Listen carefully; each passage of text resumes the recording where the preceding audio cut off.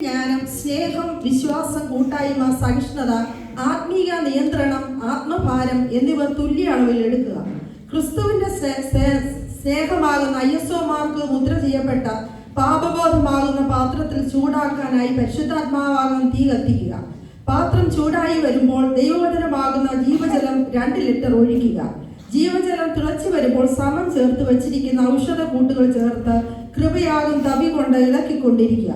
തിളച്ചു കഴിയുമ്പോൾ ചൂടാകാൻ ആവശ്യമായ താഴ്മ എന്ന ടെമ്പറേച്ചർ അനുപാതത്തിൽ സൂക്ഷിക്കുക. അടിസ്ഥാന ഉപദേശം കവർ ചെയ്യപ്പെട്ട പാത്രത്തിൽ ലോകത്തിന്റെ കളങ്കമോഹം എന്നിവ കലർത്താതെ ശ്രദ്ധിക്കുക. ഉപയോഗക്രമം: 1 ഗ്ലാസ്സിൽ ദൈവവചനത്തിനൊപ്പം ദിവസം 3 നേരം 1 സ്പൂൺ വീതം സേവിക്കുക. കൂടുതൽ ഫലപ്രാപ്തിക്കായി ദൈവവചനത്തോടൊപ്പം സേവിക്കാം. പ്രഭാതത്തിൽ സേവിക്കും വഴി ദൈവത്തോടുള്ള അടുപ്പം വർദ്ധിക്കുവാനും ആത്മീയ ശക്തി നിലനിർത്തുവാനും സഹായിക്കുന്നു. വൈകുന്നേരം ഉപയോഗിക്കുമ്പോൾ കുടുംബ സന്തോഷവും സമാധാനവും എന്നിവ ലഭിക്കുന്നു. ഉറങ്ങുന്നതിന് മുമ്പായി സേവിക്കുമ്പോൾ പ്രത്യാശ, വിശ്രമം എന്നിവ ലഭിക്കുവാൻ ഉത്തമമാണ്. കഷായം കഴിക്കുമ്പോൾ ശ്രദ്ധിക്കേണ്ട കാര്യങ്ങൾ: പാപവും അനുസരണക്കേടുമുള്ള മനസ്സിൽ ഈ കഷായം ഫലമുള്ളവാകുകയില്ല.